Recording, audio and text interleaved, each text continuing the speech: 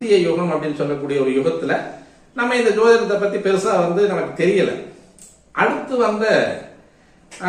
அடுத்து வரக்கூடிய திரேதா யுகம் அப்படின்னு சொல்லக்கூடியதுல ராமாயணம் வருது. இதிகாசங்கள்ல வரக்கூடிய ராமாயணம் அப்படின்னு சொல்லக்கூடியதுல ராமன் இலங்கையை தாண்டி போய் ராவணனை வென்றுட்டு வரும்போது அவருக்கு ஒரு தோஷம் வருது அப்படின்னு சொல்லக்கூடிய ஒரு அமைப்பு, பிரம்மஹத்தி தோஷம்ன்றதை அங்கிருந்தா எடுக்கிறோம். அப்போ அங்கேயே ஜோதிடம் வந்துருச்சு.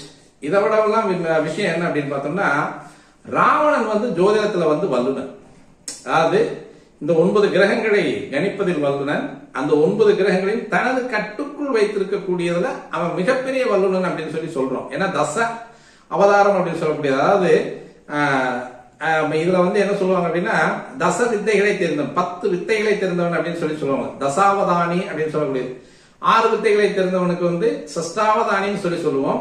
8 வித்தைகளை தெரிந்தவனுக்கு அஷ்டாவதானின்னு சொல்லுவோம். இதையும் தாண்டிய வித்தை அப்படின்னு சொல்லக்கூடிய 10 விதமான கலைகளை, அந்த கலைகளில் நேர்த்தியான விற்பன்னத்துவம் அப்படின்னு சொல்லக்கூடிய அமைப்புல இந்த ராவணன் இருந்தான்.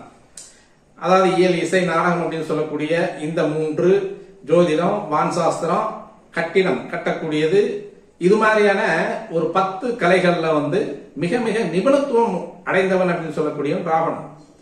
அதனாலதான் அவனுக்கு பிராமணன் அப்படின்னு சொல்லக்கூடிய பேர் வருது. அப்ப அந்த பிராமணன் அப்படின்னு சொல்லக்கூடிய பேர் ராவணனுக்கு வரக்கூடிய ஒரு அமைப்பு. இந்த 10 கலைகளையும், வேதங்கள் கற்றவன், வேத விற்பனனாக இருக்கக்கூடியவன், நல்ல தவயோகி, நிறைய தவங்கள் செஞ்சு சிவன்கிட்டயே அந்த அந்த தவத்தின் மூலமாக வரப்பெற்ற வரங்களை பெற்றவன் அப்படின்னு சொல்லக்கூடியது ராவணனை சொல்லக்கூடியது. அதனால ராமன் போயிட்டு அவனை கொண்டுட்டு வரும்போது அந்த பிராமணனை கொன்ற தோஷம் அப்படின்னு சொல்லக்கூடிய பிரம்மஹத்தி தோஷம் வருது அப்படின்றது ஜோதிடம் அங்கேயே ஆரம்பிச்சிருது.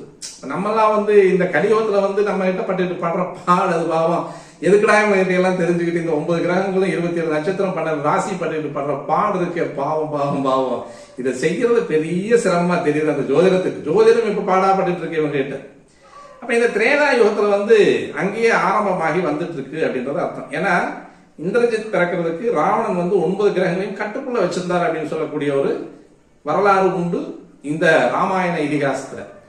அடுத்து மகாபாரதம். மகாபாரதத்துல சகாதேவன் தான் முழுமையான ஜோதிட விற்பன்னன் அப்படின்னு சொல்லக்கூடியது. ஜோதிட ஞானி அப்படின்னு சொல்லக்கூடியவன் சகாதேவன். அவன் தான் ராமாயணத்திற்கான குருஷேத்திர, அதாவது மகாபாரதத்தின் குருஷேத்திர போரினுடைய நாளை குறிச்சு கொடுத்தவனே அவன் தான். யாருக்கு? துரியோதனன். அப்ப அந்த துரியோதனுக்கு நாள் குறிக்கக்கூடிய அமாவாசை அப்படின்னு சொல்லக்கூடியது. அப்ப இதுல மூலவரா இருக்கக்கூடிய கிருஷ்ணன் அப்படின்றவர் தான்